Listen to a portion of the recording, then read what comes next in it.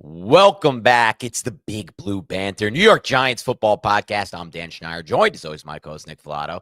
Today we're doing something a little bit different on the Big Blue Banter podcast. We're having a little bit of fun. It's New Year's Eve, and the boys are hangry. We're getting ready to eat good stuff tonight. This is the one day of the year where I've observed Nick eating a little bit unhealthy, and it's great to see. I loved when I saw it. But today we're not talking about food. We are talking about the New York Giants, general manager Joe Schoen, his potential future, the future of this franchise.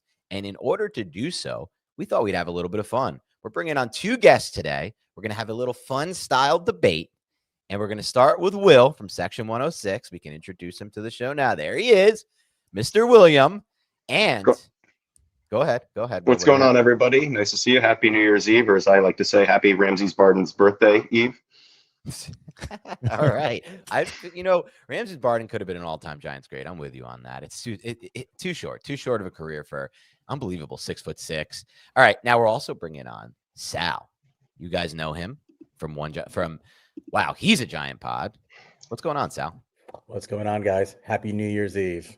So here's what we're doing today. For those who don't know, I prepped it a little bit on our YouTube page and in our chat BCC. We are going to have a debate on Joe Schoen, current Giants general manager.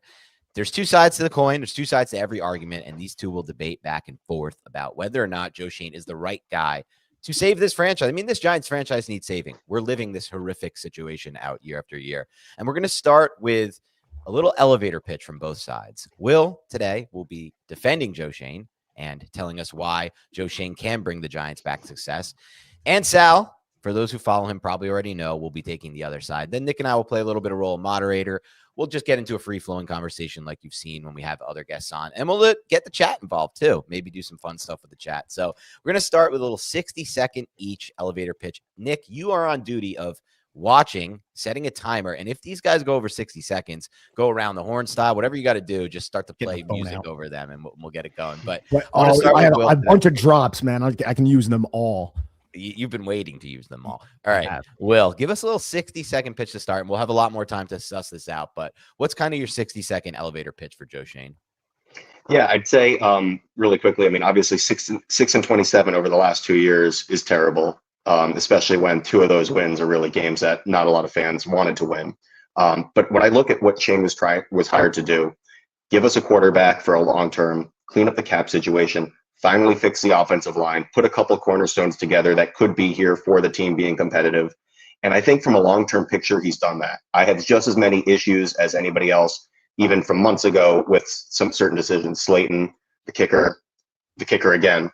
But all that being said, I think he's had a very specific job to do, and he's done his best to do it. A lot of it hasn't gone right. I think he's tried to give his coaches the guys that they wanted. And I think now that he's able to go forward more than backwards, there really isn't that much damage that can be done by giving him a chance to hold on to the reins. I would say that was very well articulated, Will. It might have even been limited. Thank you, Russell Wilson. You're Sal, have too much fun with that soundboard. Go ahead. Yeah, Sal. I know. Sal, I wish the StreamYard soundboard was a little bit better, but Sal, it's your turn, my man. Why should Joe Schoen be canned? Well, I'll start by saying that it's not always a black and white issue that you're always right or always wrong on these issues. And a person's job is not necessarily you should get it, or you should keep it, or you should lose it. But the totality of work over a large enough sample of time should be able to speak for itself. Over the last 3 years, assuming we lose this weekend, we will be 12 and 39 as a franchise. 12 and 39. That is inexcusably bad. And those results reflect a process over 4 years. We talk about process over results. I'm very much in that camp. However, process over time multiplied by exposure should equal results. They are undeniable. You can argue all you want that this was a coaching problem, but who was responsible for bringing the coach in? Who was responsible for defending that coach when he should have been fired last year? Who was responsible for the defensive coordinator not being fired? Ultimately, this lands in Joe Schoen's lap. So the bottom line to me, and we can get into all the details today, is that you cannot defend any of the results over the last 3 years. And that by itself should be enough to get somebody fired. So it's safe to say that Joe Schoen's tenure here as the New York Giants general manager is a diarrhea poop. You are just, again, having way too much fun with this Yeah, soundboard. All right. No, I'm kidding. Let it rip. Let it roll. I'll start by kind of posing a question for both of you that I was thinking about last night when I was discussing just in my head, like having you two on, what it would go, how it would go. Like, one thing I was thinking about, like just as a fan of this team over the last 20, 30 years, when we finally did make a big change, which was Jerry Reese to Dave Gettleman, things were bad, obviously, at the end of Jerry Reese, but things really have collapsed since that moment, in my opinion. And I'm not saying that's because we made that change, the Giants, but it does feel like the franchise has been in total disarray since that moment. While as the end of Reese was kind of really bad, but times during the Reese era were pretty stable. So my first question would be, and I could pose this to both of you. I'll let you start, Sal, with this one, and then I want to hear Will's thoughts on this as well. What would you say to people, Sal, who would say, if you do fire Joe Schoen right now, I don't trust that John Mara and this current organization can get the next general manager right. And I actually think more damage can be done by switching general managers, changing the draft board, changing all the scouting you were doing, negating a lot of the players that are already on the roster and the plan for that Joe Schoen has for them in the future, putting more disarray and more instability into the overall long-term building of this roster. What would you say to that? You're muted. You're muted. Yep. Go ahead. You hear me now? Yep. Gotcha. Yeah, I would say, what are you really afraid of, falling apart from? I mean, it's like saying, I'm afraid of falling off a step stool. You're already on the bottom. It's hard to say that the results could get a lot worse when they've basically been the worst in the NFL. So right off the bat, I kind of disagree with that statement that it could get worse. Well, it's already as bad as it really realistically could get. In terms of things like the draft board or the scouting department, I mean, presumably you're not going to hire some fan off the street to do this. You're hiring professionals. So I shouldn't, fear of the unknown and fear of variance should not be an argument to stay on a stable course of absolute failure. In fact, we should welcome variance. That's how I would look at it. Okay, interesting. Just welcome the variance into a situation where we might need variance, considering the course hasn't gone as planned. What would be your thoughts on that, Will? So there's a beat writer who's, I don't think he's even on the beat anymore, who argued that that it would be a mistake to get rid of Schoen because basically we'd have to start from scratch, and Giant fans would rather see a vision forward. And while we kind of ended up with the same conclusion, I find that thought process just very backwards. I think everyone wants to continue to be competitive. I think the biggest mistake that has been made under the Schoen era was after 2022, which always felt like a mirage moving forward in 2023. And I remember the season ticket holder town hall when John Mara was really basking in the spotlight and saying for the goal of the next year, he said, well, I thought playoffs was pretty fun. Maybe it would be fun to do it again. I mean, that's what fans want to hear, but that's a very dangerous, this is what we hope. This is what we want. It's a very dangerous path to go down. I do understand that, especially if you classify Schoen as a failure, it's very easy to have concerns about what this ownership is doing. And for me, the motivation is more for rewarding people who are doing the right thing. You talked about the big change from the Reese to the Gettleman era. I don't think that was a big change. I think that was the most comfortable hire. And really the only way that we could do the status quo and go in for that one last hurrah. And then year to year, everything was like, well, this should have worked. It's just this one other thing, like in 2021, we just need playmakers for Daniel Jones. And those playmakers were on the books for another 2 or 3 years without making plays. Where I understand the concern there, but that's not my concern. My concern is more that when Gettleman messed up, he continued to get chances to swing the bat, and what he would do was saying, all right, I'm going to try to get some wins now. To hell with what happens in the future outside of that one trade and going into the 2021 draft. With Schoen, I feel like since 2023, and I think the real missteps that have led to this record have all happened really before 2023 and before. I think he's been trying to make sure whatever's happening right now, we're making sure it's not going to linger into 2026 and 2027. And specifically because of that is why I want to keep him, because I feel like he hasn't said, okay, if I'm wrong here, it's the next guy's problem. And he has been trying to make sure that if somebody's going to take over now, unless you're going to look at Holland and Adebo, and Slayton is one contract that I look at a must get rid of. There really aren't that many contracts that the guy's going to be like, we've got to just tear these things down. It's somebody who can come in and kind of move pieces forward without worrying about creating space and kind of churning the roster rather than building the roster. So a lot of what's your a primary argument for you? We can go over this here with Sal in a second. Is basically how Joe Schoen has got this cap healthy after, I would argue, and a lot of people would suggest and say, there was reckless spending to patch up some of the holes throughout the roster through the 2021 and really 2020, 2021 with Kenny Golladay and a lot of those contracts. And now the roster, at least from a cap standpoint, especially with Daniel Jones' contract coming off the books, is in a healthy spot. And would that be the crux of one of the primary reasons why you believe Joe Schoen should be retained as the general manager going forward? Absolutely. I think you summed it up very well. And I would just say that I trace all this back actually before 2021, really to 2015 to 2016. If you remember 2015, like this year, we had a lot of last 2-minute collapses, a lot of fourth quarter heartbreak. I think it felt like the season should have been more competitive with Eli still playing kind of his last year of top ball. And then the next year, we got 3 huge contracts on defense, all backloaded with OV, Janoris Jenkins, and Snacks. Also guys like Keenan Robinson coming in. And those bills were never really paid. Every kind of time we got a little bit close, we started doing something else, trading for Leonard Williams. The Golladay deal is another great example. The Nate Solder contract. So, and then even 2023 when we started, that was when Jones got extended. That's when we made the Darren Waller trade. That's when we signed Bobby O to this big deal. And that's, I think, been probably. I think there's a lot that's blown up out of proportion that Shane's messed up. I think Bobby O has been under discussed and how poorly he's been over the last 2 years, maybe outside of this specific podcast.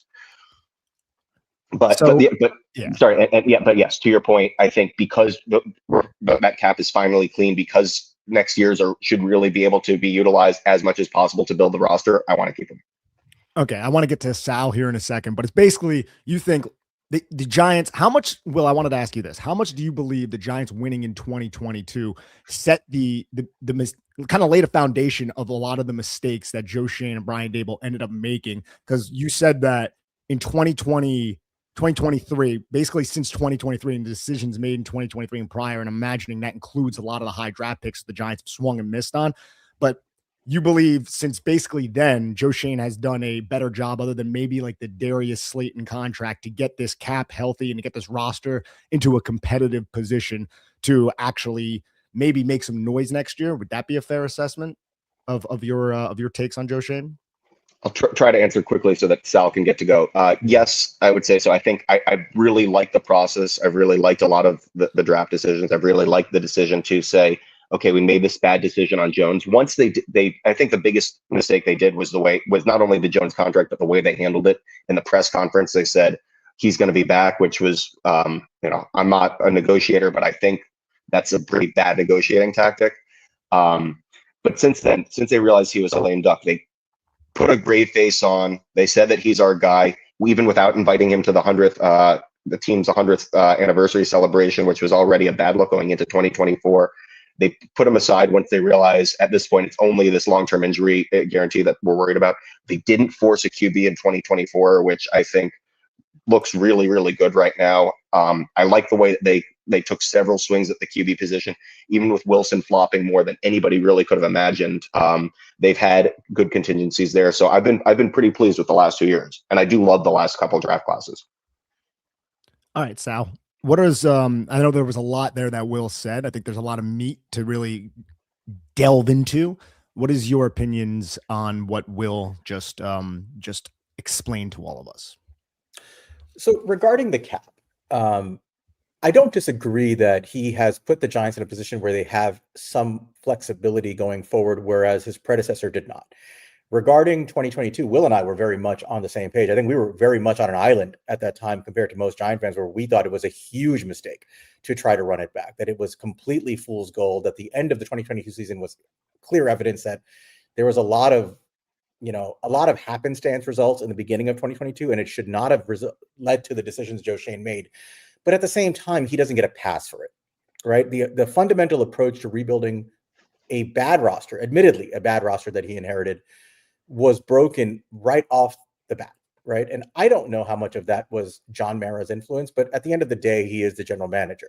His approach to negotiating with Daniel Jones was pretty bad. I mean, he let himself get taken to a corner by Jones's representation at a time where I'm very confident. I remember I was talking to you guys about it at the time that if we had just let Jones hit the market, I don't think he would have gotten half of the contract he got. I think he would have ended up right back on the Giants for something akin to what Justin Fields signed with the Jets, something along on those lines. And I didn't see any risk in losing him personally. I didn't think he was all that good. I never thought he was all that good. And that proved to be correct. And I think that it wasn't just that decision, but the sequence of decisions that followed after that, specifically in the 23 offseason, are very damaging to this team. Let's think about this for a second. He started 2023's offseason with about $55 million in cap space and 10 draft picks. What he turned that into was essentially Rakeem Nunez-Roches, Bobby Okereke, I'm forgetting who else. Nobody on the offensive line in the trenches. They later signed Ashawn Robinson. They re-signed Darius Slayton. And then those 10 draft picks became Darren Waller, Deonte Banks, who they traded 2 picks up to move up 1 spot when there were 2 good corners on the board and they ended up taking the wrong one. John Michael Schmitz in the second round, who is basically a serviceable center. Jalen Hyatt, who they traded a 4th round pick to move up in the 3rd round to get, who's unplayable. Eric Gray, who doesn't play football. Trey Hawkins, who's off the team. Jordan Riley, who's off the team. And Javarius Owens, who's off the team. You cannot survive draft classes and off seasons like that and then be surprised that your roster is in bad shape 2 years later. That is an inexcusable sin. It is akin to the 2021 Dave Gettleman draft class, which, if I'll remind you guys, was Kadarius Toney, Azeez Ojulari, Aaron Robinson, Ellerson Smith, Brodarius Williams, Gary Brightwell. They're very similar draft classes, and a big reason the Giants struggled early on in Joe Schoen's tenure is exactly why the next GM may struggle to put together a good roster if there is a next GM next year. You cannot whiff that badly. And the reason you whiffed is you fundamentally misunderstood your roster and where your team was. That is an unforgivable sin. Now, to Will's point, he's right to some degree that Joe Schoen did begin to pivot. He did begin to pivot in terms of how he has managed the roster and handing, not necessarily going, quote, all in. I think he has done a better job in the draft, specifically in 25. I think 24, there's a lot of question marks. But when it comes to cap space management, I do want to discuss that a little bit. It's not like he uses that cap flexibility to field a better team. It's not like we walk into the season and we have all this flexibility. The purpose of that flexibility should be that you can maneuver cap around to improve your team to win football games. He operates on a shoestring budget. Now, maybe that's not him, right? I've made the case that I think the Giants are a very cash flow poor organization. I think there's a lot of evidence that they're probably bottom 8, bottom 10 in the NFL in cash flow utilization. But if you know that as a general manager, if you know your owners are not giving you the excess cash to go cash over cap and to push money backwards, if you know that, which he should, then how do you operate the way he does, where you spend money early on in day 1 and day 2 of free agency on guys who maybe you could have had better players 2 days later? How do you trade away draft picks so easily? How do you not build a roster on a more tight string Moneyball type budget? I don't think Joe Schoen's approach is necessarily wrong for all situations, but I think his approach to free agency and to the draft is largely incongruous with the type of ownership structure he's dealt with. And I think that's fundamentally the problem we have here. I don't think he's necessarily going to be a bad GM anywhere. I think he's a bad GM here. So you mentioned a lot, and I'd love to address a few things in there. I think one thing in regards to 2021 versus 2023. Obviously, I mean, just going pick by pick real quick for 2023, we've all seen the footage of Wink being elated when Deonte Banks was drafted, and it's hard to tell exactly what happened between Wink and Dable, but I think the general manager's job, as Parcells said, is to get his coaches the ingredients they want to make their recipes. And I think he delivered that with Banks. I mean, it's inexplicable how bad Banks has been since 2023, especially after that promising year. I take some responsibility myself. My best friend from growing up had a kid named Banks, and I bought him a jersey. And since then, it's been kind of curtains.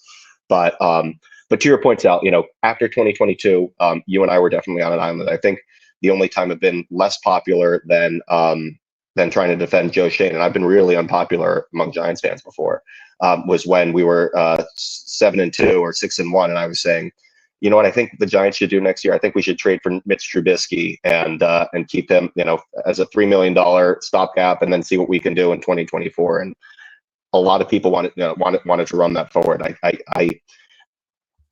I do in a vacuum say it's a general manager's responsibility, but trying to find the Occam's razor approach to what really happened beyond the scenes, knowing that John Mara wanted to win, knowing that the Gettleman era really crushed him, and I know they have similar records, but I think it's just a real disservice to bring Gettleman up as any sort of reference point. Being better than Gettleman is not sufficient to being a general manager and keeping your job, and in no way should that be the case.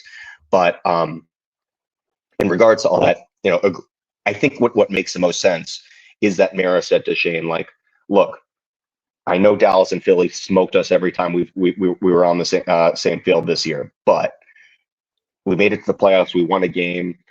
Wouldn't it be great if this can work out? And if it doesn't, you're going to get your chance to do it your way. I mean, that's to me the only way that makes sense. It seems like even in 2022, they didn't add at the trade deadline when it would have been probably the most conceivable way. If anything, they subtracted the trade deadline, getting rid of Tony, which I thought was a great job getting ahead of the market.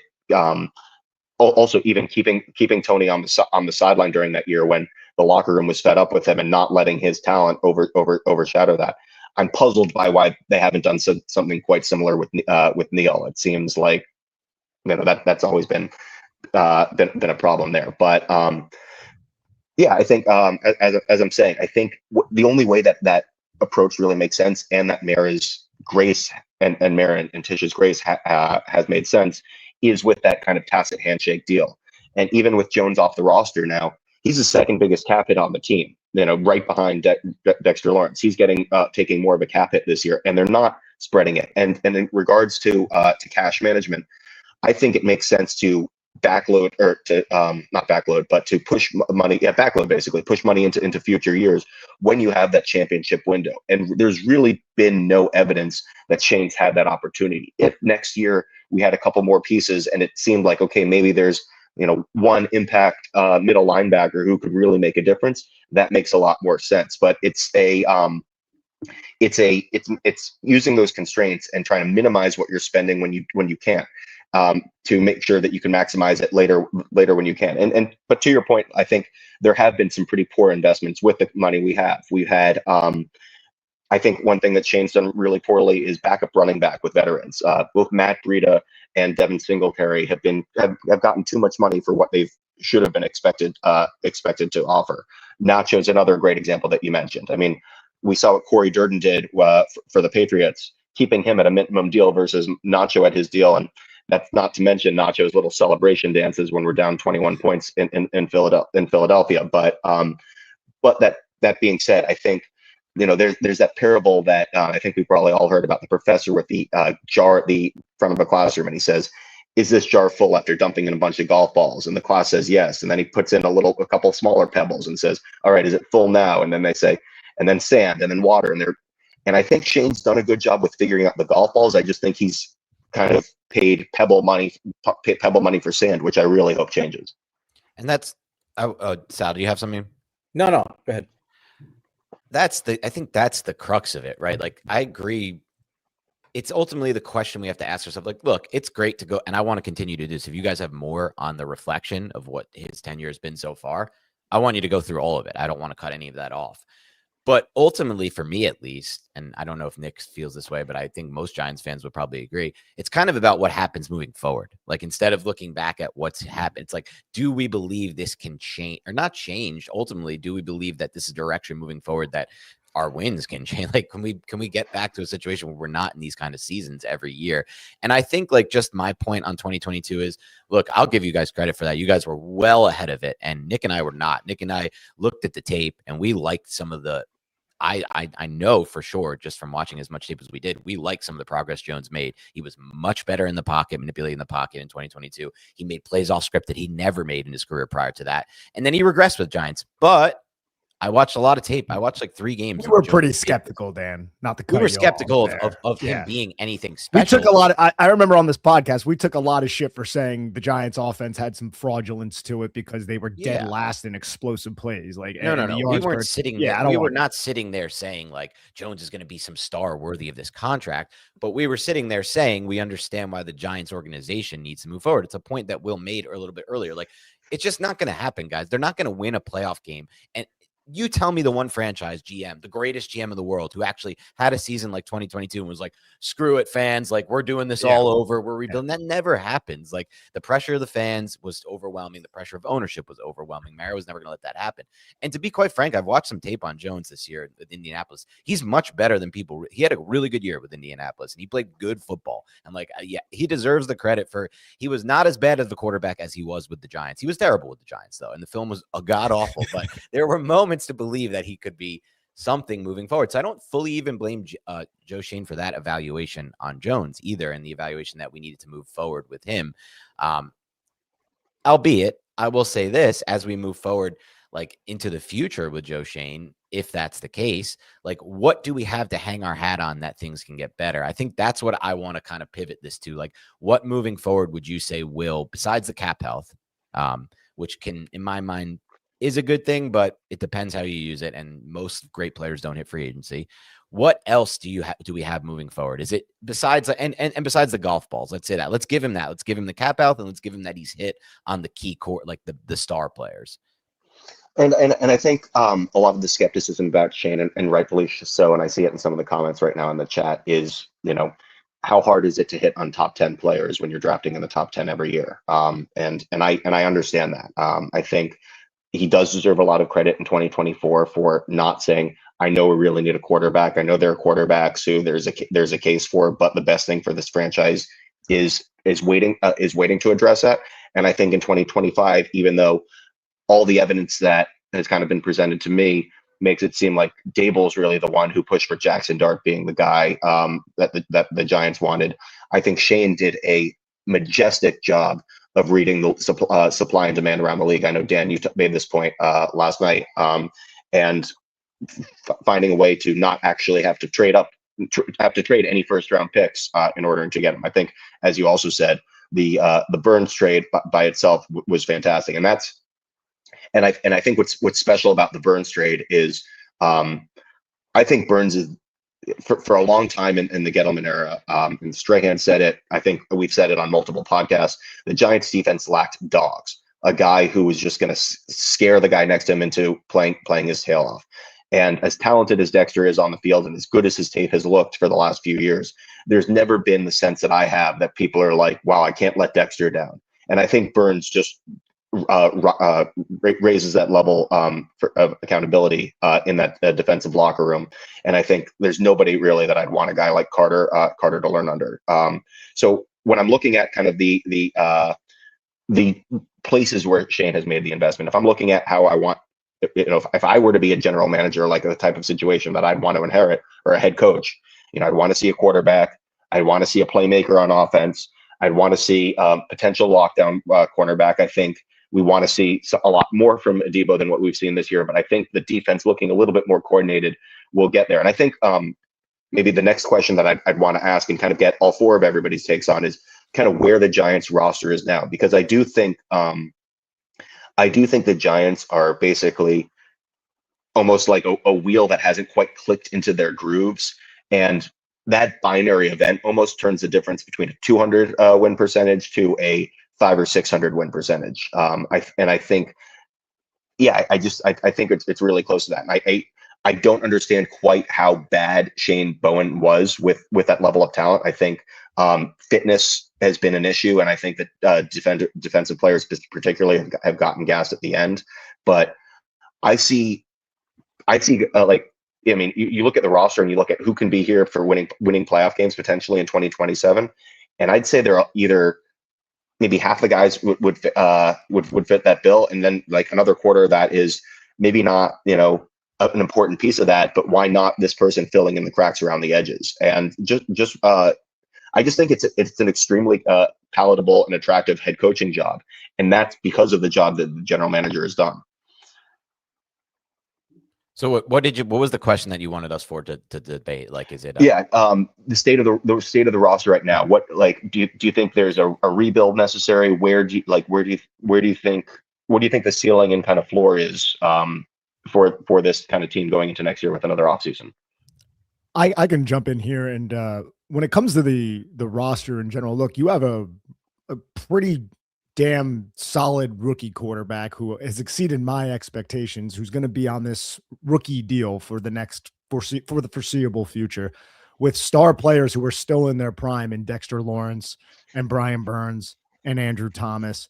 I think that, like you said, this is like a top heavy type of roster, and you still need to add a lot of those pebbles. And I think there are key parts of this roster that it's crucial for the Giants to add beef to, and especially the spine of the defense, the linebackers and the defensive line behind Dexter Lawrence. I think that must be replenished. And I still think you need some more skilled position players on the offensive side of the football. But overall, that can be identified and replenished through one offseason. I don't think it's crazy to assume that if the Giants do find competent coaching, that would be my assessment of the roster right now. Sal, what about you? And then we'll go to Dan. If you'll allow me, I'd like to go back a little bit to some of the stuff Will said. But in short, you can unpack that first, and then you can get into it. We have time. Yeah. So, no, in short, to what you're asking, Will, I would say there's a big unknown in terms of where this roster is, and I think a lot of that is because I think we would all agree that the coaching staff was pretty horrific, right? And it's hard to gauge some of the players. And I've made this argument. I'm not categorically pro or against anything, but I think it's hard to gauge some of the talent we have when they were so badly coached. I think that's fair to say. So there may be more talent than we realize, but it's an unknown. I just don't know what they are. Going back, let me just go back to the Daniel Jones thing quickly. Once they made the decision to pay Jones, and you can argue all you want that they were boxed into it by fans and whatnot, what they did after that made no sense to me, because it's hard to say you're going to pay a quarterback and you're going to trade for a 30-something-year-old injured, tight end, but you're not really going to go all in. You're not going to push the chips in. You're not going to try to win with this guy. They try to half-ass it. They try to say, well, we're going to try to rebuild, but we're going to try to win. And it led you to a very predictably bad place, right? So, and when I say they, I mean Joe Schoen was the GM.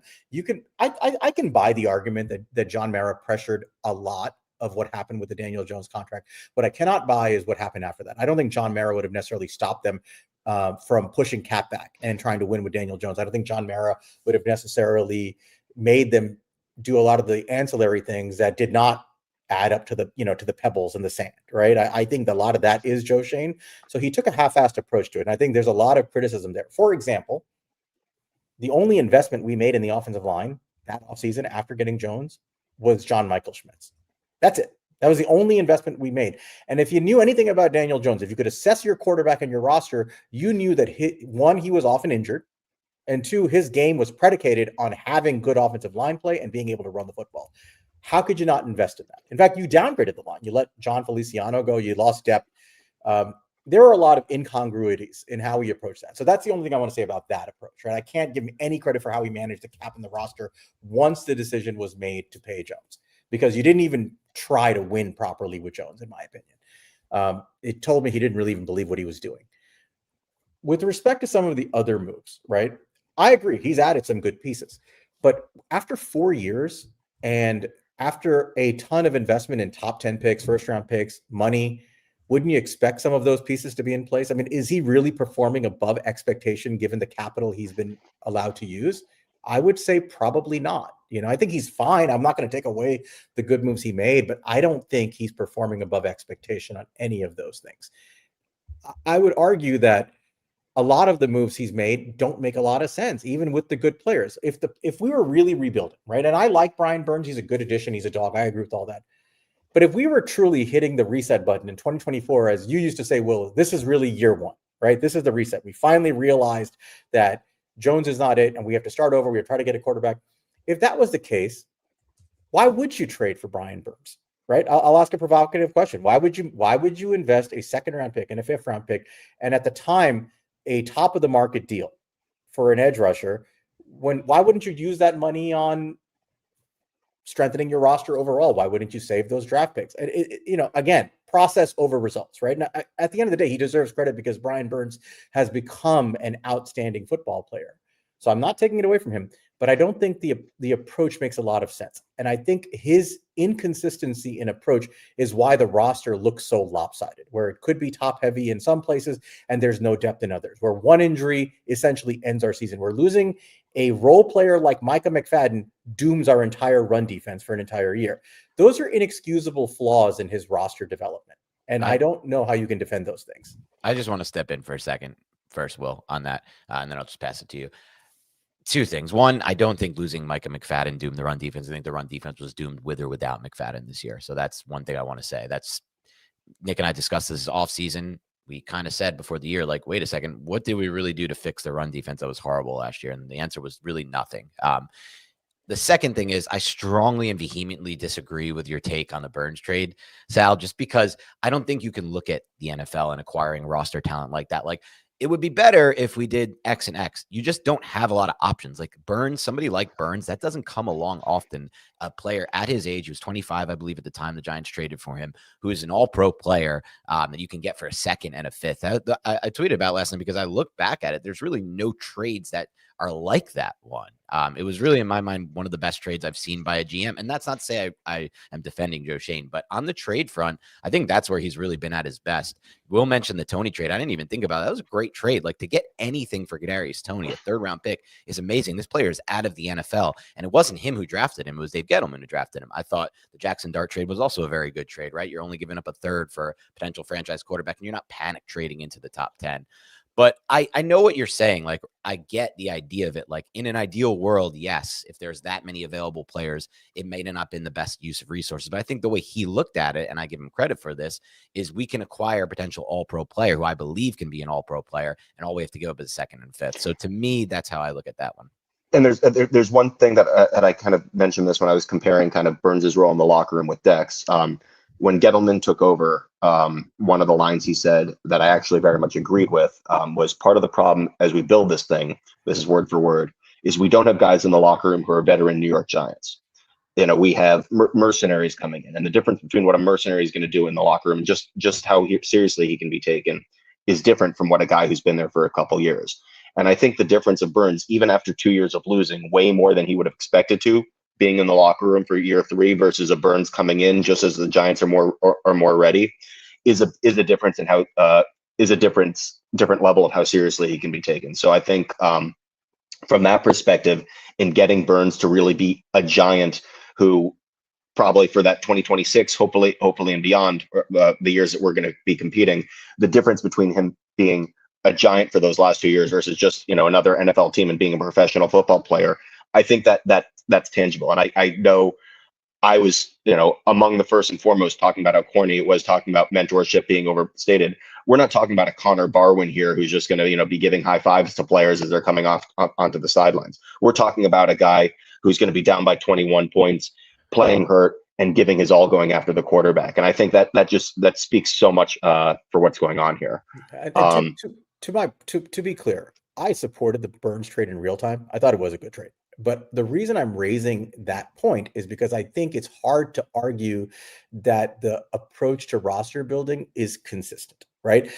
I was fine with letting McKinney go. That's fair. And using that money on Brian Burns instead, because I just value an edge rusher more. And I was fine with the draft picks being given up. I was fine with the fact that they essentially swapped out Leonard Williams for Brian Burns. Ultimately, that's really what the swap out was. I think that's still a good trade, right? Even though Leonard Williams is a great player, I think betting on the younger pass rushing edge rusher is usually a better bet. I'm fine with all that. But here's what I'm not fine with. You let McKinney go in an offseason, if you guys remember, that was chock full of safeties up and down in free agency, who ultimately end up signing for nothing because the supply demand mismatch was insane. A guy like Cam Curl signed for $6 million. a couple of days later, right? And what did we do? We didn't sign any of them. We relied on Jason Pinnock, went into the draft with a needed safety, and used a top 50 pick on a safety. So there are things like this that don't make sense. And by the way, the safety they took was a ball hawking, run stopping, cover only half the field safety in college. If you watch any of his tape, you knew he did not have the athleticism to be a full field center field safety. Everybody who watched his tape knew that. But what did they do? They drafted him to try to replace Xavier McKinney, who was a completely different type of safety. And then they were surprised that he failed in a role that he just couldn't do in college. Why would he be able to do it in the NFL?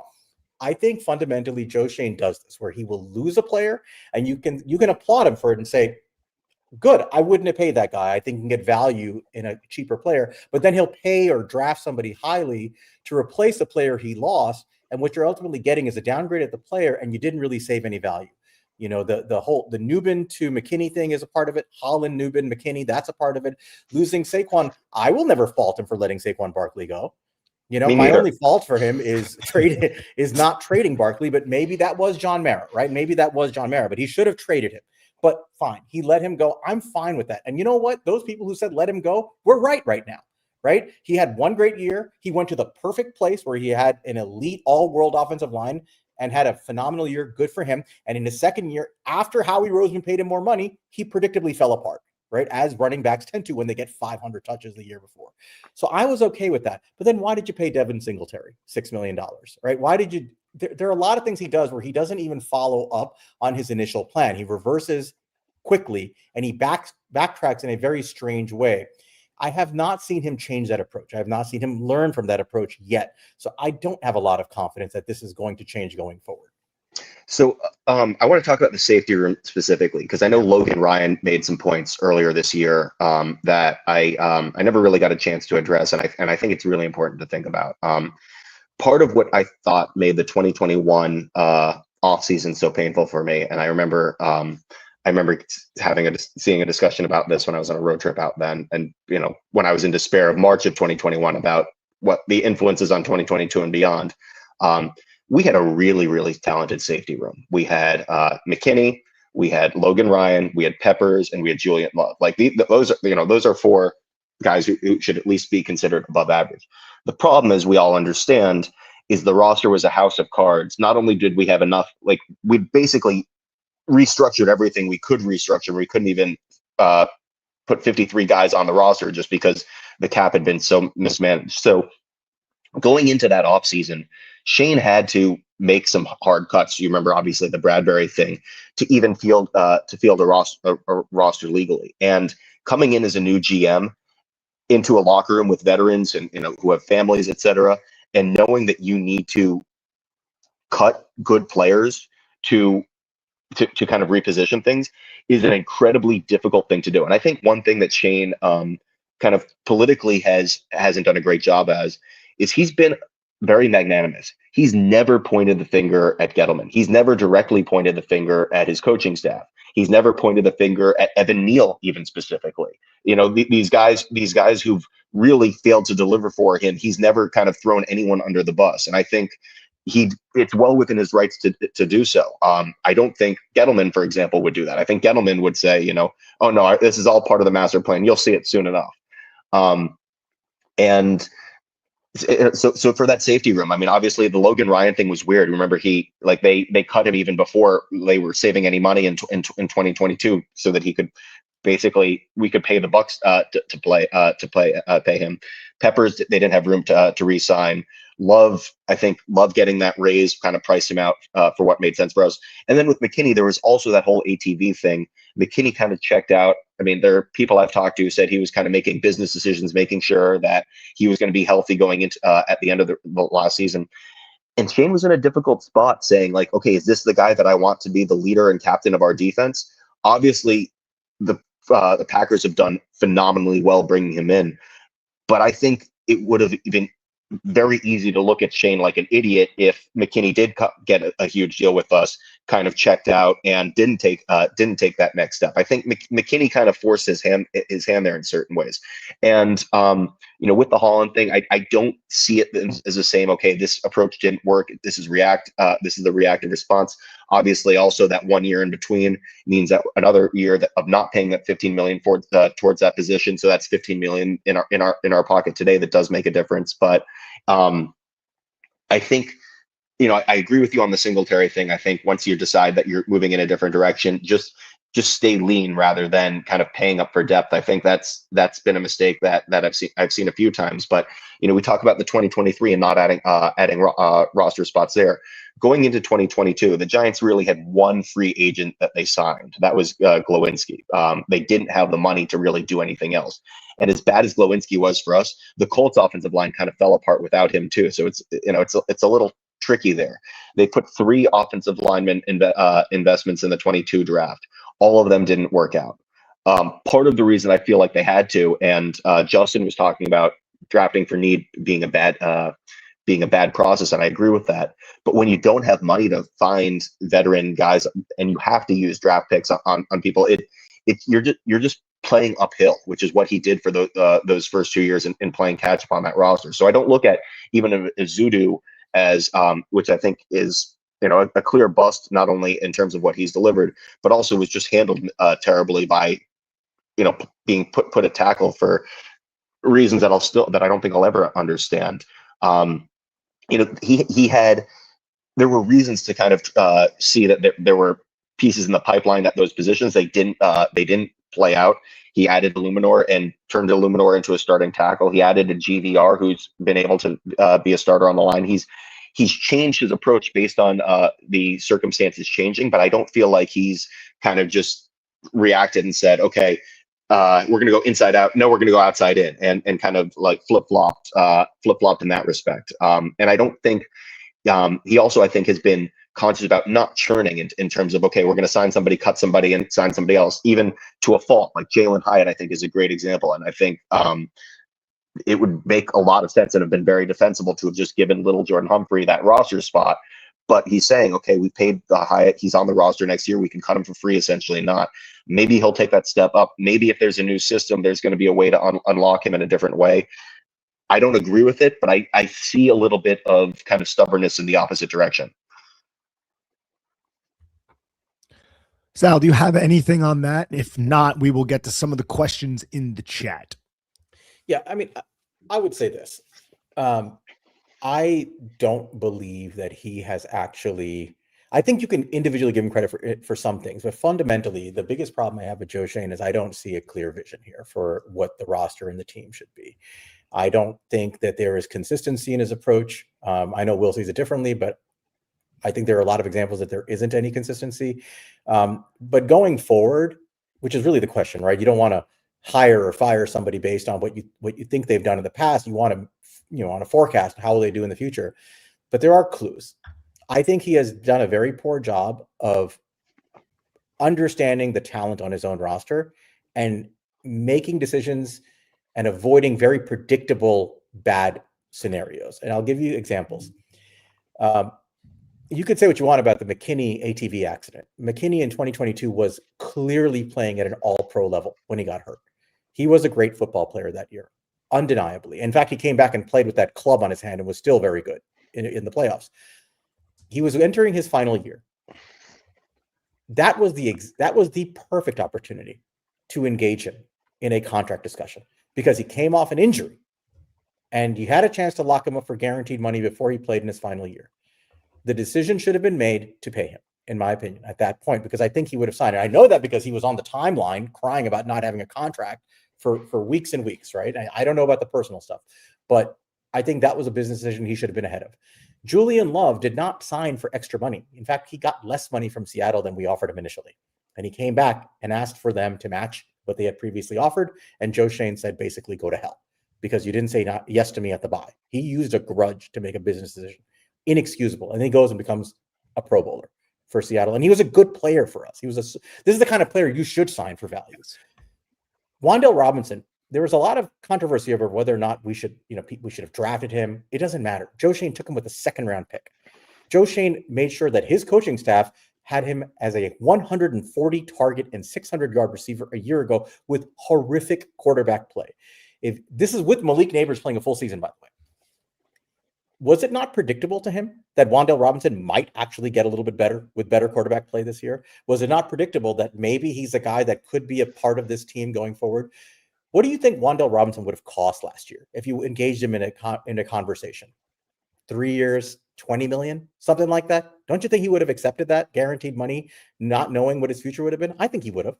Now he's going to enter the market, predictably after having a slightly better year than he did last year, but he hit 1,000 yards. He's going to probably get 15, 16, $17 million a year, right? And now you have to decide, do I just let a good player leave or do I pay him a market value that I'm not comfortable with? And then I have to now replace him again. Jermaine Illuminor was a very good tackle for us last year, objectively a good tackle. And we got him on a bargain. Probably the best move Joe Schoen's ever made was signing, in terms of value, was Jermaine Illuminor, right? $7 million a year, played a good tackle, was 28 years old. Why was he not signed in the offseason? He needed a right tackle for the future. Why did we get to this point where he again had a predictably good year because he was good last year, and now you're looking at somewhere between a 17 to 20 something $1 million contract a year? Why was he not locked up when you had a chance to do it? Cordell Flott. Now, people will laugh at this, but in camp, we heard stories that Cordell Flott was clearly the best corner on the team, right? Objectively, the best corner on the team in camp.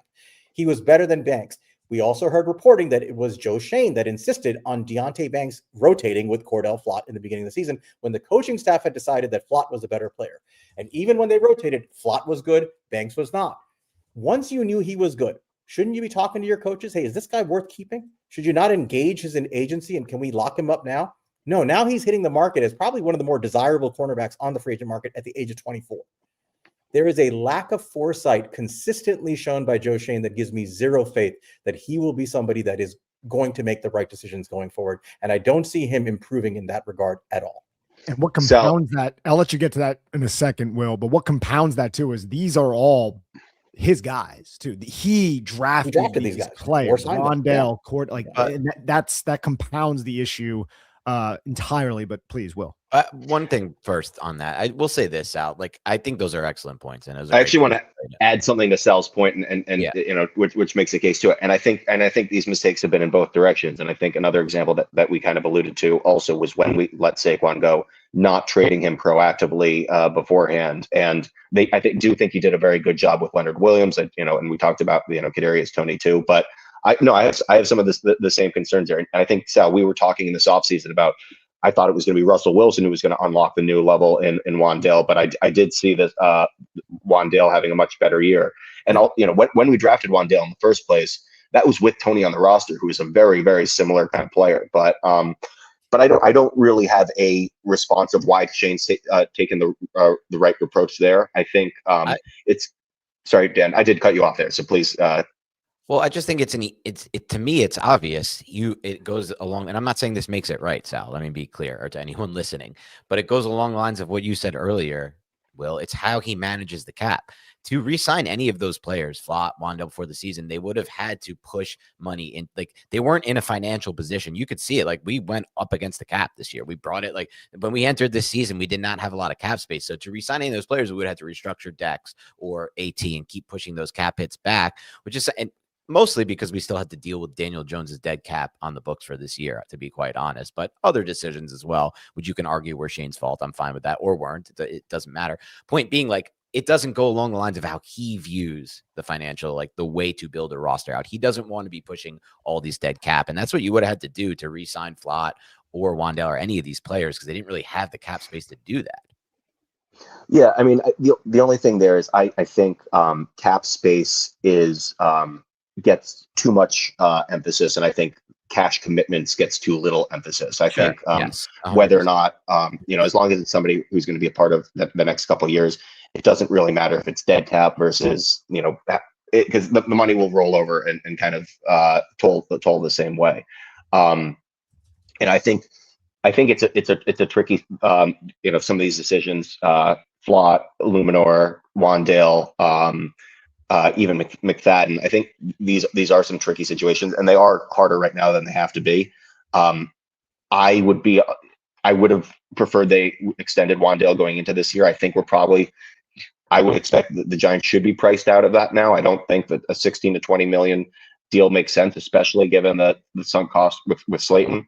Then another thing about the wide receiver move is I feel like they did, to your point, Sal, I do think the Slayton move was a result of Hyatt not fulfilling what they expected him to be. I think they had every expectation trading Slayton had Hyatt shown them anything, and that's if there's one thing that I think does bother me about how Shane's managed the team outside of I thought failing to make a no-brainer move and cutting Gano going into this year is I do think that there's been too much overpaying for depth in these kind of decisions. And Slayton, I think, is just a perfect example, and we've seen that in the wide receiver room.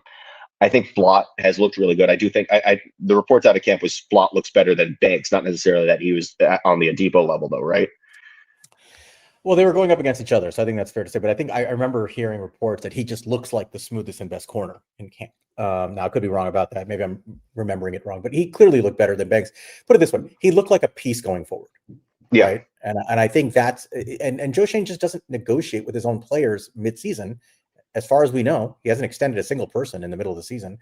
He waits till the bye. This year, the bye was week 14, and now nobody's been negotiated with. And I don't know why that's the case, but I feel like there is just a philosophical approach he has that puts us behind the 8 ball with our own players in negotiations, and I'm just personally not a fan of that.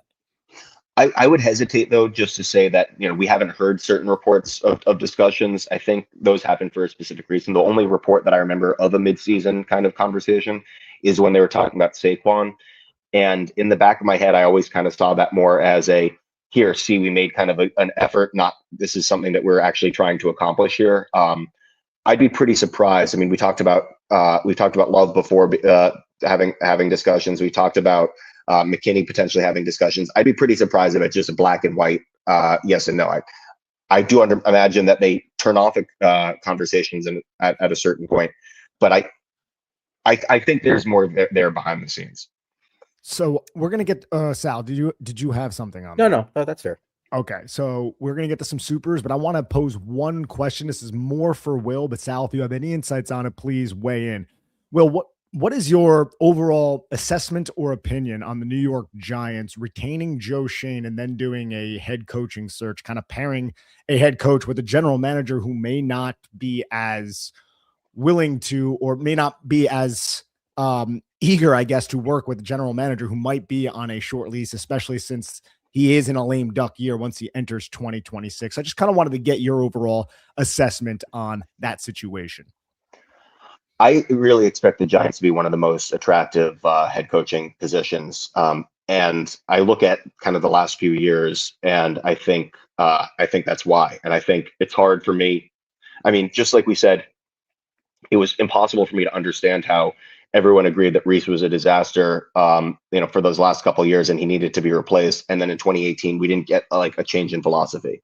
And in 2022, everybody had said that Gettleman had run this roster to the ground and finally kind of come around to accepting that. And even with years of compounding that damage, and even with that flash in the pan in 22, people said, wait, well, maybe Gettleman was right. I think there's just a lot more that's appealing there. There are long-term pieces there because of that. I don't think there's going to be a sense that the GM is going to be a impediment to that. I think people are looking for a place where they're going to be able to have leash. And I think if anything, Shane being able to stay another year and ownership saying that they were able to stick to their word and kind of hold a vision and understand the damage that had been done by the last regime, compounded by this regime in 2023, and not holding them responsible for mistakes in the past when they seem to be getting things together. Because, and we can talk a little bit more about 2024 and 2025. I know, Sal, you said a little bit more you're excited about 2025 than 2024, and I understand that in certain respects, but I would find it more easy to sell a coach on joining Shane after the last 2 draft classes than selling a coach on a new GM after 2 really strong draft classes were overshadowed by abysmal results during the year, and deciding we still need to make that change. I think the coaching job is attractive, but not for the same reasons you think so.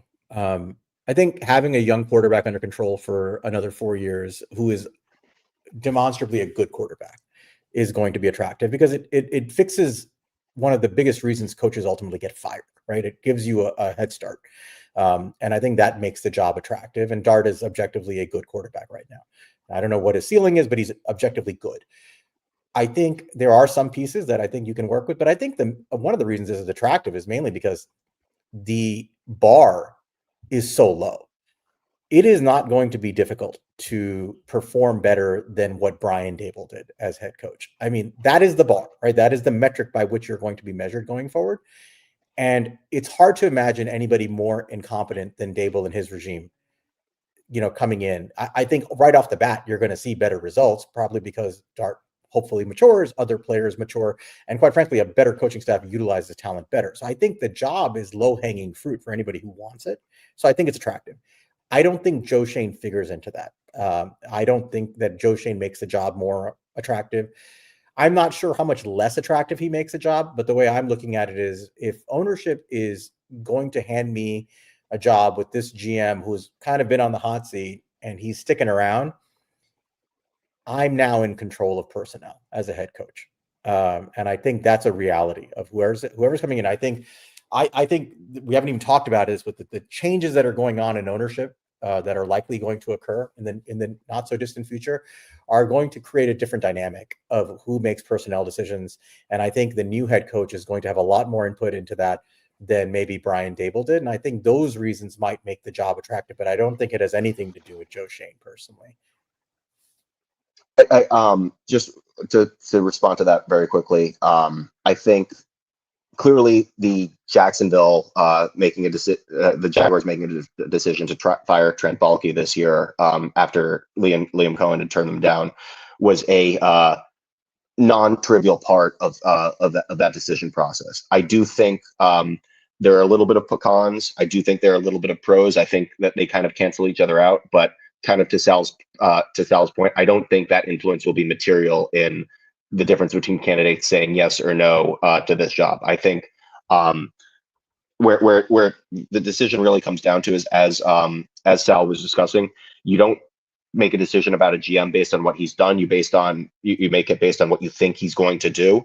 And I think the Newbin pick is a great example. It just like a microcosm of this. I think the process has been right. I think Newbin hasn't delivered close to what what they expected from him, what I've expected from him. But I think a much better defensive coordinator, we've even seen it from Charlie Bullen over the last few weeks, can make these guys start to look a lot better. And I don't think that there's any reason that Schoen, I haven't seen any reason to say that Schoen is going to make it harder for 2027 to start fresh if he's around for 2026. And that's really what it boils down to. And I think the burden of proof is on, yes, this issue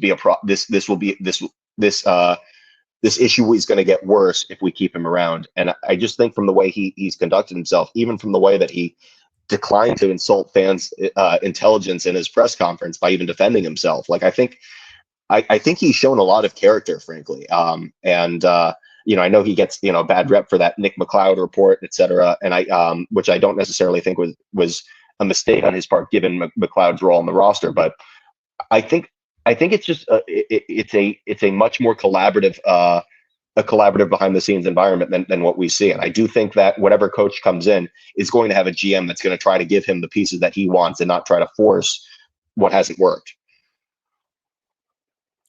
All right. Excellent job, guys. All right. We're going to get to some supers, but I do want to give each of you about another minute. We did the elevator pitch. Now we're going to close that elevator, give each of you a minute to just provide your case, a summary of everything that you guys have laid out over the last hour. So first, I'll start with Sal and then we'll go to Will. So Sal, the floor is yours. Yeah, I appreciate you guys letting me do this. And Will, as always, it's a good time to speak with you. I enjoy debating you on topics. The bottom line to me is that going forward, this organization has to change its direction in a lot of ways.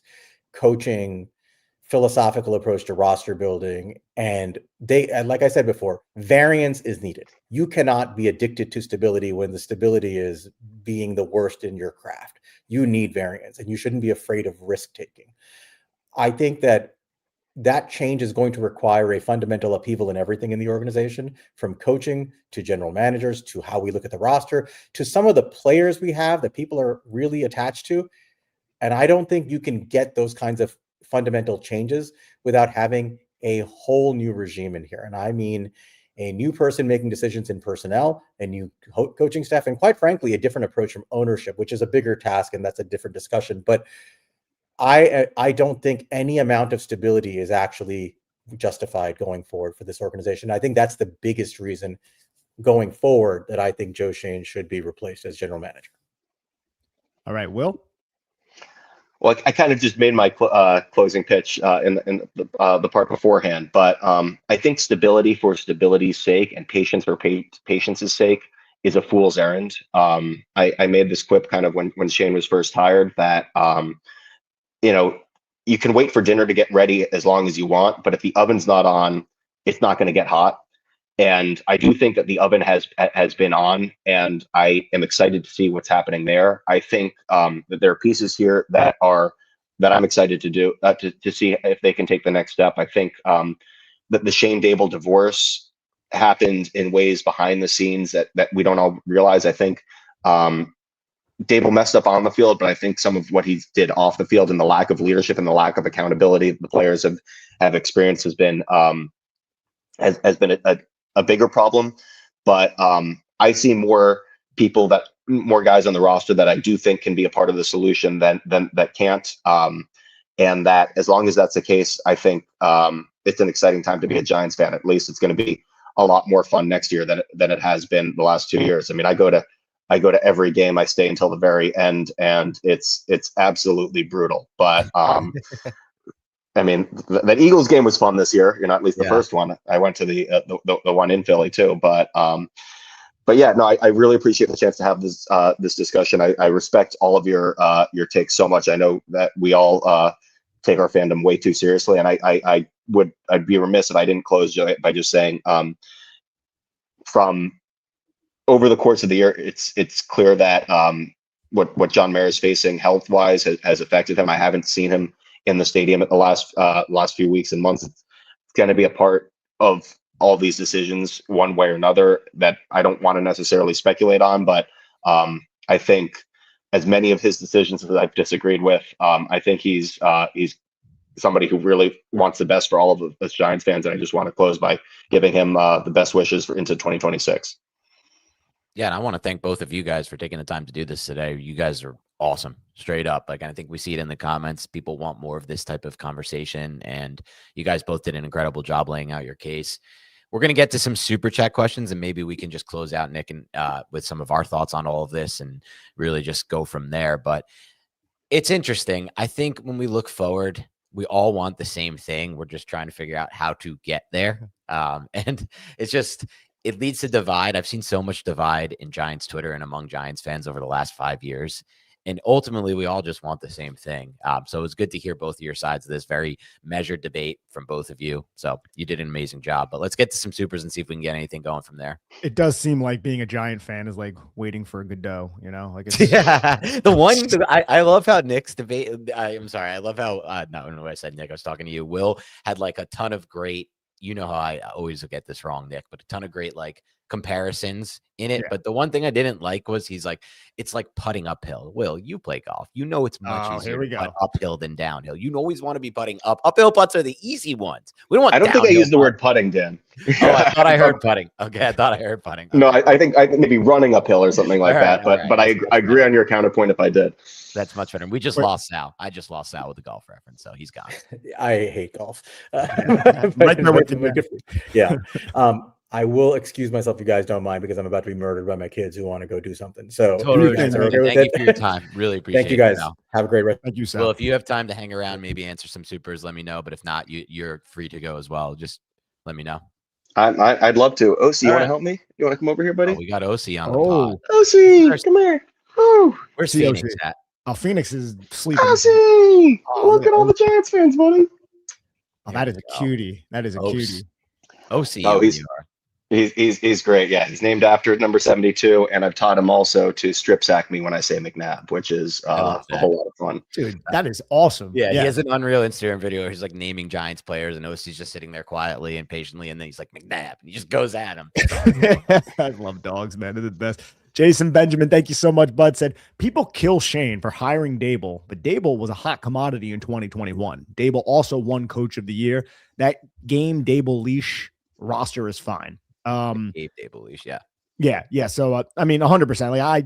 Like we've never killed Shane for hiring Dable. That was the move at that time. If you were going to hire Shane, you were going to hire Dable. They were a package deal, and he was a hot commodity. So I agree that revisionist history is it's not something that we try to do here on this podcast. I will say one thing though, because Will asked this earlier, and we didn't really. There's a lot to talk about. We never really got to it. And the end of this comment, Jason brings up roster is fine. And you asked my thoughts on the roster, and I think you got a little into it, Nick. I know I'm going to take a lot of crap from this, but I don't think this roster is as far away as other people do as well.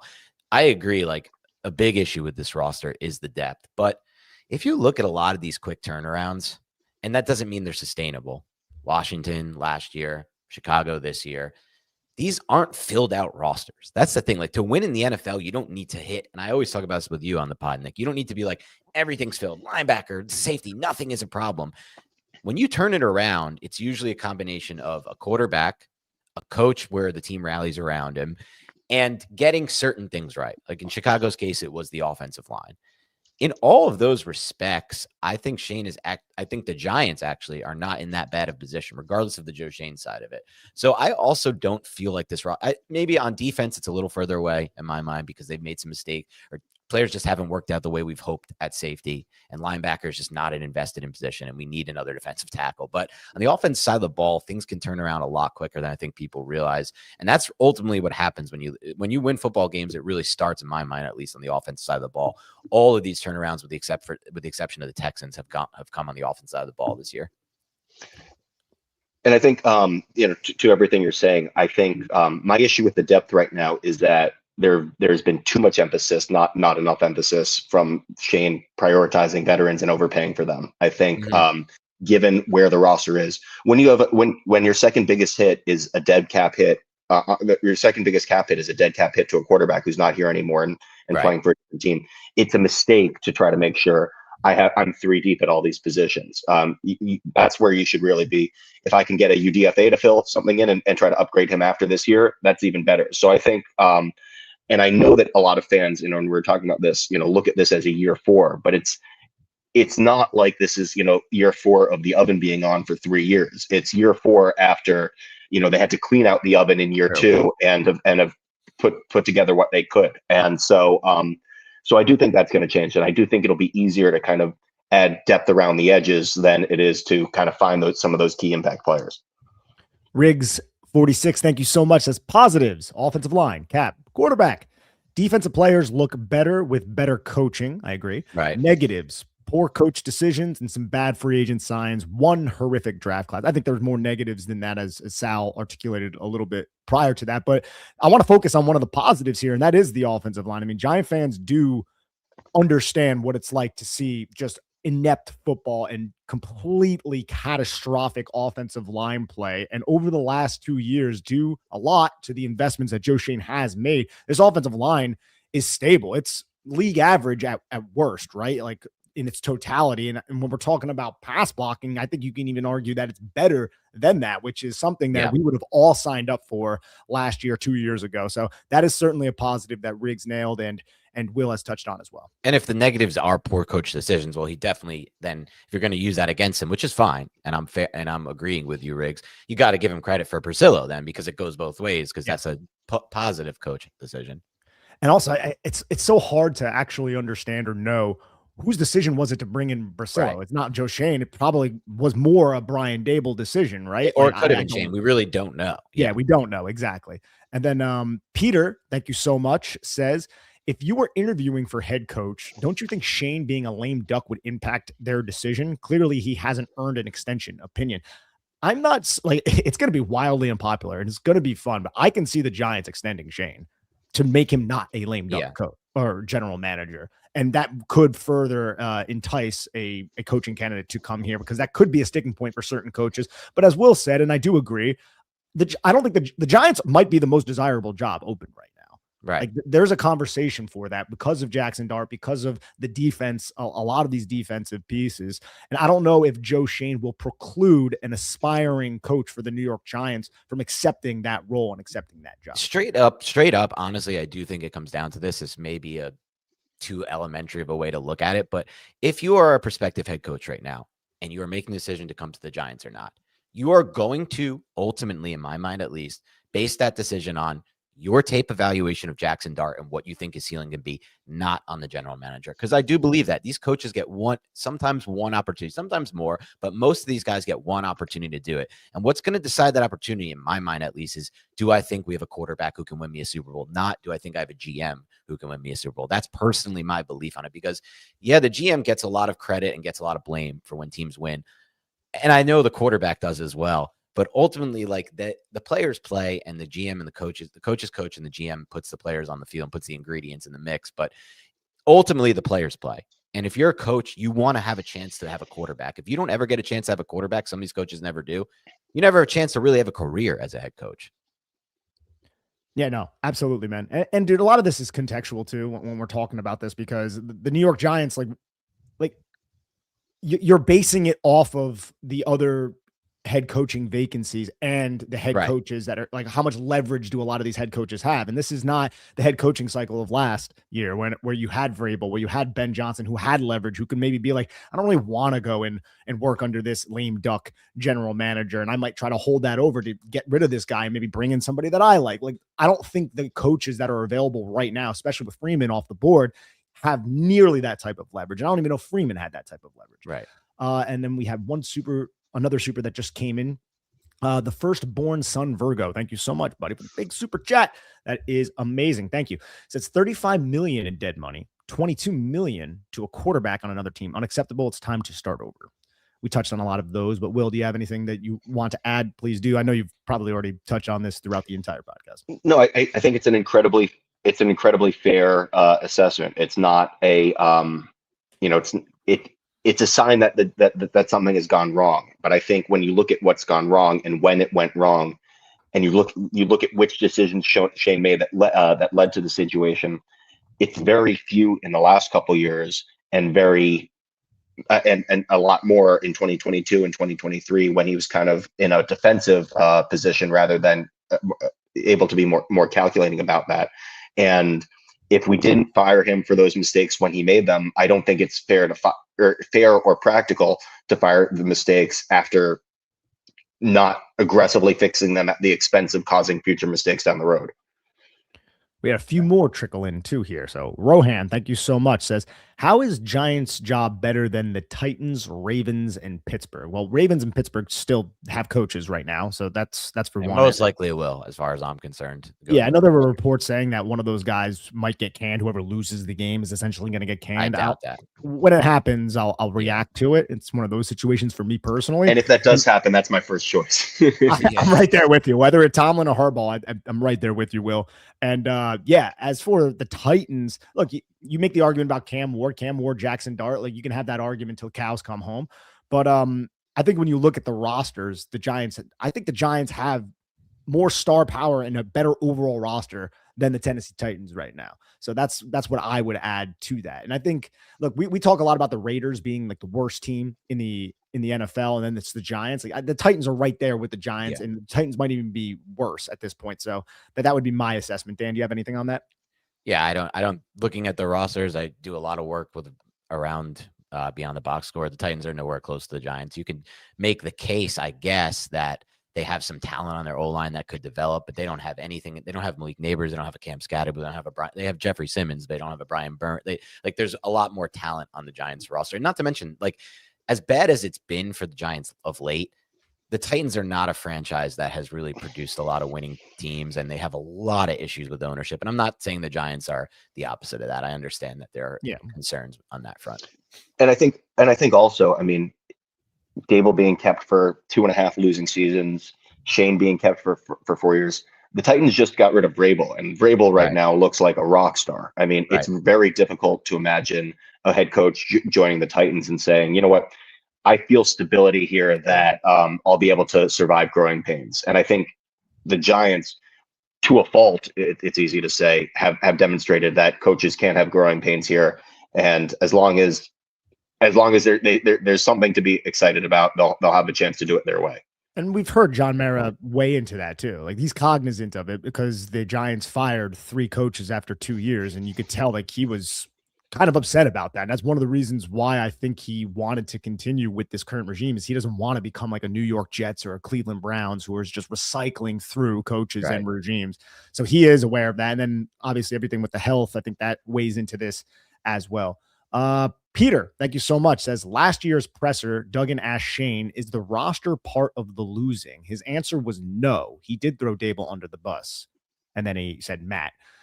Yes, I remember that. And Dan and I discussed it on the podcast, how I think both Dable and Schoen, for a while, there was a lot of friction with underhanded comments through the media that weren't necessarily, they were subtle, but things like that, where it was like, yeah, I don't think the roster is that bad. We just got to finish games, where he's basically saying like, coach, do your job, right? And Dable had a few, I think, comments like that as well. I don't exactly remember the full context of it, but there certainly was friction that was, I think, perceptible through some of the media comments in over the last like year and a half. And we had, do you have anything on that, Will? Yeah, I mean, license plate guy was really on that for a little while. I don't see Schoen's rebuttal as throwing Dable under the bus. I think he's just saying that it's a little bit more than the record. And it's ironic because 3 years ago I was saying that being the worst 6-1 team ever wasn't that fun. And now I'm here saying, being the best 3-13 team ever might not be as bad as, as it feels like. I think that there's a defensiveness in some of Shane's responses for the last 2 years that's been implied and interpreted, or more inferred than implied, from some of Twitter. And I really don't see it as much that way. I think he's just saying that, you run this back 20 times, it's not going to be 20 losses. And I think that does make sense. But I very much agree that divorce was it was not sudden. It was gradual. I wonder if they're boys still. Probably not, but I wonder. Holy Carol Lee, thank you so much, my man, for the super. Says Joe seems to be heavily involved in coaching decisions that I feel the coaches should have the power to make. Would this turn good coaches away? We kind of touched on this a lot, a little bit earlier. But I think it's possible. But again, a lot of this comes down to, I think, the leverage some of these coaches have. And again, I do think this is a desirable location for all of the points that we've made throughout the podcast. And that was our last super chat, ladies and gentlemen. Yeah, I think it's the same thing as the last question. I think the way that Wink and Dable divorced, and then Schoen saying like, "Listen, I'm going to listen in on the headset, make sure Dable's not cussing anybody out." Right. I think people couldn't really be themselves for a while, and that was what started. But I think Schoen's hands were forced into that, and he was making sure there was a clear disagreement between two very headstrong coaches. I don't think that's how Schoen prefers to be operating the team, but this is all speculation on my part. Yeah, that's fair. I just wanted to say thank you so much for joining us, Will, and thank you. Thanks, obviously, man. Sal left, but this to me is exactly how it should go. Like, that was a spirited debate, and it was both sides were completely cognizant of the other side, and both sides were really respectful to the other side. And I think this is easy to do. I don't see it often on Giants Twitter. Personally, I see a lot of vitriol. I see a lot of people coming after each other, a lot of blame game, a lot of dragging people, and all this stuff. But in the end, like I've said this earlier, but we're all looking for the exact same thing. There's just maybe a different way to go about it. So I just appreciate the way you two went about that. Thank you for joining us today, Will. And thank you to everybody in the comment section. Those who donated via the super chat, that's obviously always appreciated by Nick and I. It helps us grow the show, helps us keep the show going. And those of you who didn't, still, I love you guys too. Just getting involved in the comment section. It was fun to kind of read it as it went, try to keep up with that as I'm trying to keep up with the arguments. So just really loved today. It was great. I thought about this idea. Will kind of brought it up to me, and I was thinking like a good way to go about this would like bring both sides in. And those were I thought those were two of the best people you can bring in to argue each side. So hopefully you guys enjoyed the podcast as well and agreed with me on that. And we'll look to do more of this in the future, because I did see in the comments people say this is something we need more of, and off season is probably the perfect time for it. So we'll move forward. I hope you all have a great new year and enjoy your celebration. Play some golf if you're in someplace warm. For me, let me live vicariously through you. Have a great rest of your day, and we'll talk to you soon. Be safe tonight, ladies and gentlemen. Happy New Year.